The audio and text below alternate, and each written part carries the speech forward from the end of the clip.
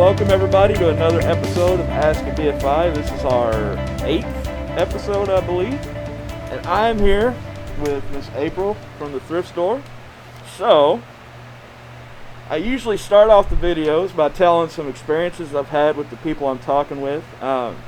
April is the person that I probably know the least who has been in the videos, which I actually made me really excited to do this, to kind of learn more about April and her story with the Salvation Army. But I also was really excited because we're going to be talking about our family store, and I'm excited for you all to learn more about that and that process and how it's not the same as maybe some other stores you've been to.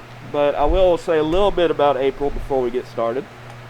So even though I don't have a whole lot of experience working with April, she has came over to the food pantry and helped me and Liz out on quite a few times. I've came over here and had a few conversations with her, and I think the one thing I can say about April is that she has a very kind and very empathetic spirit, and is a very nice, polite person, and also is very quiet, I would say.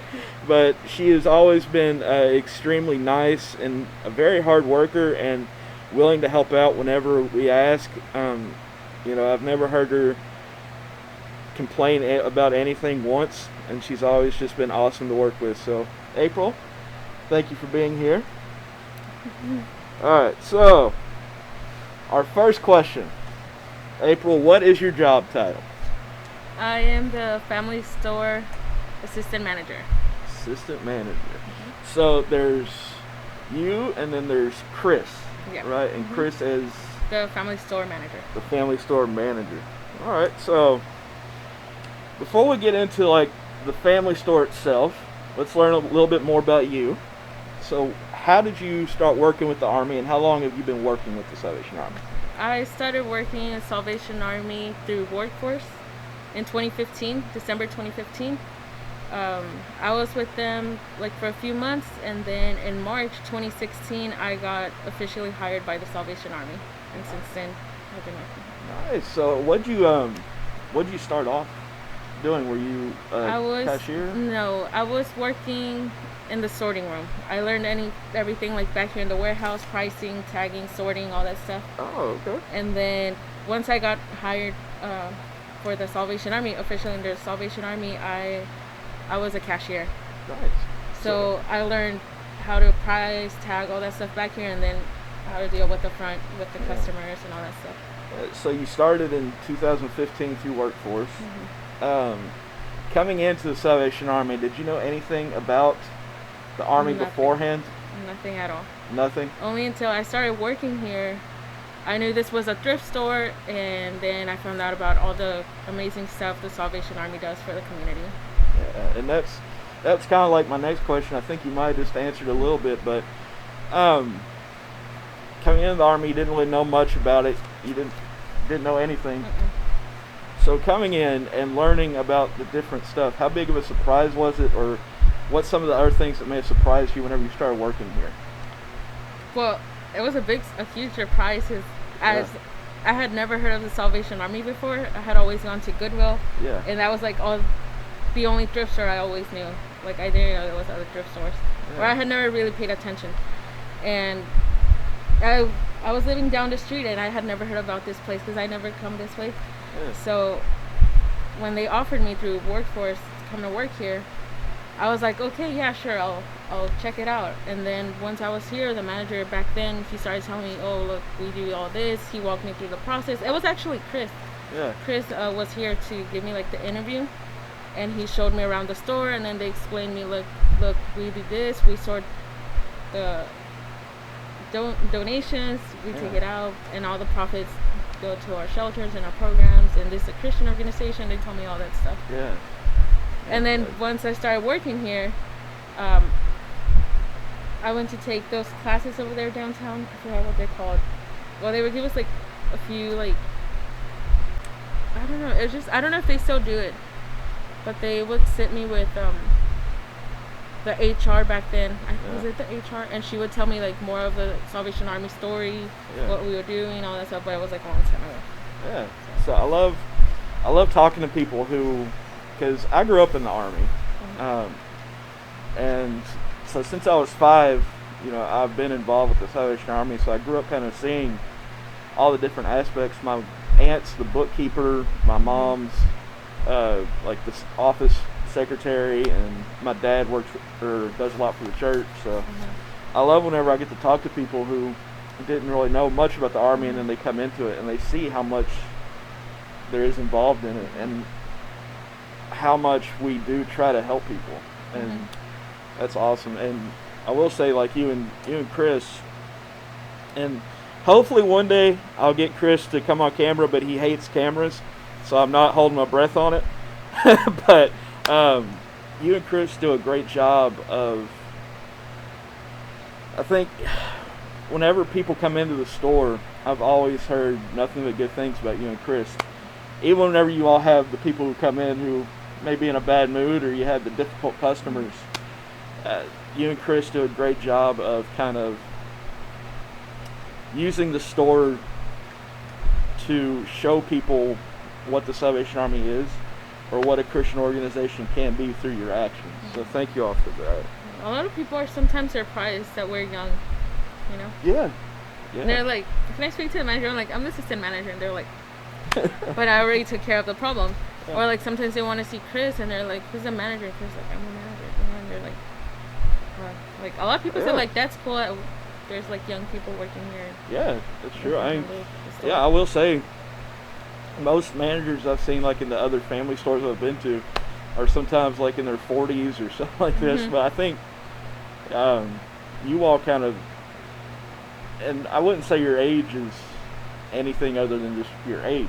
It's not a hindrance. It's not really anything like that. But it gives you all a different perspective. And then also y'all are just young enough to handle the energy you need to run everything. But no, and April, something else too, I said earlier how you do have like this very gentle, like kind spirit that shines through. With your age, also, you also have a like more mature spirit. Yeah, I think like whenever you said you were, I won't say your age on camera, but whenever you told me how old you were, and you're relatively young, but at the same time, no. I was like, really? Because you're very mature, and you handle things in such like, in a way where you may only be, in early 20s or whatever, but your maturity level and how you handle different aspects and different people is just like, it's awesome. So yeah. Sorry, sometimes we gotta learn the hard way. Yeah. Or sometimes you just gotta do it. I don't know. There's no option. I got you. Yeah. So now we're going to talk a little bit about the store itself. So coming in, you're working in the store. You start in the back here sorting, and then you go to cashier. So and you're the assistant manager, so you know pretty much how this store runs. What makes it different than a lot of the other, like Walmart or anything like that? What makes it so much different? Well, first of all, because we're a non-profit, right? Yeah. And then also everything here is donated for a cause. So the process, I can tell about the process. Yeah. Tell us about that. We receive our donations. We have someone at the warehouse taking care of that, receiving all the donations. They sort them. They send them to the sorting room, actually. So there's like almost like 2 sortings. Like electronics and stuff stay back here, furniture stays back here, but then we have like the smaller stuff like clothes and bric-a-brac, all the knickknacks and stuff, they go to the sorting room. And inside the sorting room we have our sorters and people that price the stuff, and they take care of all that, and then they take it to the floor and then it gets sold. The same back here is the furniture. We have the electronics. It gets priced by whoever's back here. Sometimes it's the truck helpers or the truck drivers. They're helping doing all that, and then it gets priced and out to the floor and it gets sold. Yeah, it's that truly is what makes our store different. Is we don't most stores, they purchase like an item in bulk and then they sell it for a different price. All of our stuff's donated, and with that, that means we have to sort everything. Every single item. Yeah, every single item comes into the store. We have to sort out. And I will say, even whenever, if I let's say I make a donation, I've got clothes I'm no longer using, and I drop them off. Whenever you sort it out, you'll look, and if there's like a shirt that's got holes in it, or it's you can't sell it. Yeah, but we still we recycle it. We call it recycle. Yes. We have a baler, and that gets sold for people that buy rags and stuff like that. So it's not like lost money. Exactly. That's really what I wanted to kind of point out is, like, if you donate something, even if you come in the next day and you don't see it on the floor, that doesn't mean that it's still not being used. The stuff that April and Chris and everybody else, whenever they sort it through, there's some stuff we're not allowed to put on the floor, and then there's some stuff that April and Chris have been doing this long enough and have a good enough mind for it that they know what's going to sell and what isn't. So they'll look at it, and if it's like a piece of clothing, they'll bail it or recycle it, and that gets sold. With the money that we get from the store, it goes to a lot of different parts of the Salvation Army. And something I wanted to kind of talk about, because I've heard this before from people in the community who may not know a lot about the Salvation Army. They'll say, well, you get this stuff donated, why do you need to charge for it? Or why are you trying to get this much for something? And if you could, you don't need to give us like percentages or anything like that, but could you just kind of tell us the money that we get, the profits that the store makes, how does that money get used? Or where does it go back into? Okay, so a big percentage of it goes straight to our shelter. That's like one of our main things. And on our shelter, there's people that stay with us every day for free. They get their 3 meals a day. They stay for no charge. And then also the stuff that gets donated here, every month there's customers or people from our shelter, people that need it, they come here and get clothes, they get shoes, sometimes they need backpacks, they need household items. So in any way, even if it's if you're donating, even if it's it could be either sold or it gets people that need it come and get the stuff. So you help either way. So the stuff that you donate is always for help, for helping someone. It could be either sold and that money be for our shelter and other programs that we have through the Salvation Army, or it could also be for someone needing something and they can come and get their stuff here. Absolutely. So, that's something I wish people understood a little bit more, is whenever you make a donation to the Salvation Army to the store, if you donate clothes or furniture or anything like that, you got to realize that we need to make as much money off of it as we can while still balancing. We know who our clientele is, and so we're not trying to rob anybody or anything like that. It's all that money goes back into the shelter, it goes back into our programs, it goes back into keeping the lights on, and in order to do that, all this stuff that the Salvation Army does and that we try to do with helping people, we have to have funds to do that. But then also, like, one key point to all of this is our donors. Thanks to them, we are able to do what we're doing. Absolutely. Without them, this could not be possible. Absolutely. So thank you to those of you who do donate to the Salvation Army, whether it be money, whether it be things around your house. Everything that you give to the Salvation Army stays local. It goes back into the community. So that's one thing. Our donors come in, they're like, you know what, I prefer to donate with you than with someone else, because I know what the Salvation Army does. I know what Salvation Army has helped me. I know someone that Salvation Army has helped, so I'm always going to bring stuff to you. And we really appreciate that. The Salvation Army, and I work for the Salvation Army, so does April, but this isn't a biased comment. You can look it up, you can Google it. The Salvation Army is as far as donations go, it's the nonprofit that the highest percentage of money that we make or money that is donated goes back into the community more than any other nonprofit. I won't name any of the other nonprofits or any other organizations because I don't want to. That's not what this is about. But a lot of times, whenever you donate financially or give to a certain organization, only a certain percentage goes back into the community. With the Salvation Army, our percentage is the highest.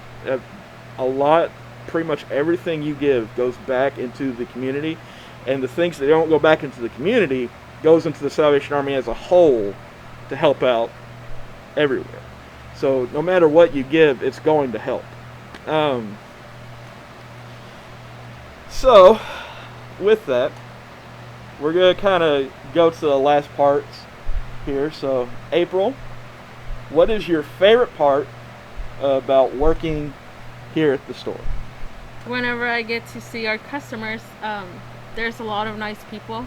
There's loyal customers. They always come in and they tell me their stories. I've heard hundreds of stories from people of like how the Salvation Army has helped them. Like many years ago, they went through a disaster. Yeah. The Salvation Army was there. How thanks to them they're here alive and stuff like that. So that's really some of the nice things, and one of the reasons why I feel really proud of working here, because I'm like, I know Salvation Army is doing great things. Yeah. So that would probably be my favorite part, knowing all the good stuff.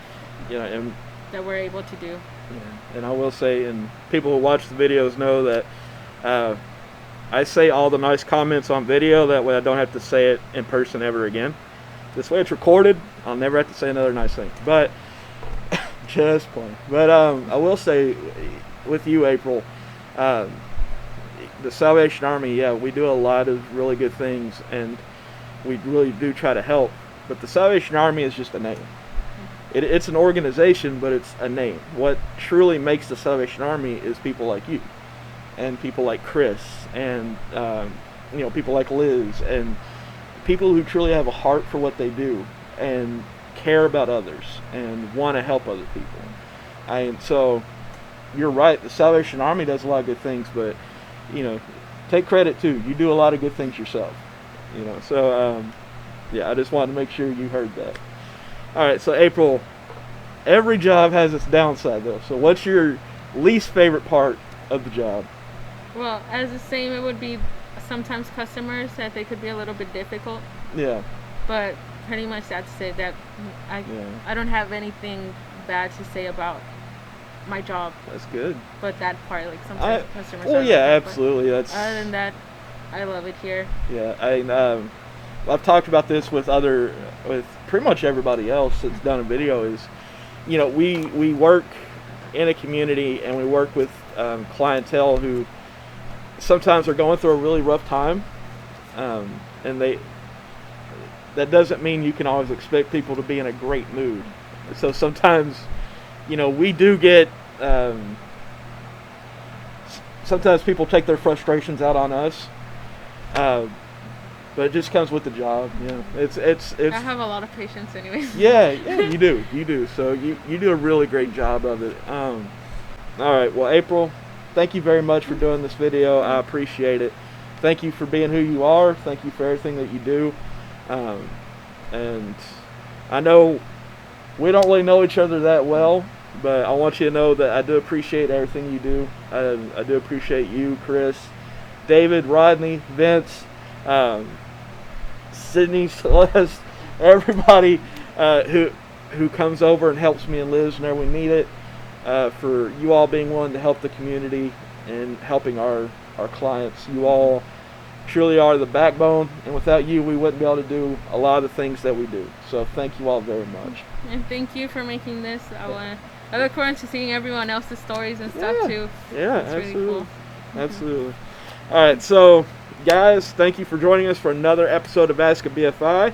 As I said last week with Lieutenant, I am no longer a BFI, actually. My position title got changed. So coming weeks, I'll talk more about that.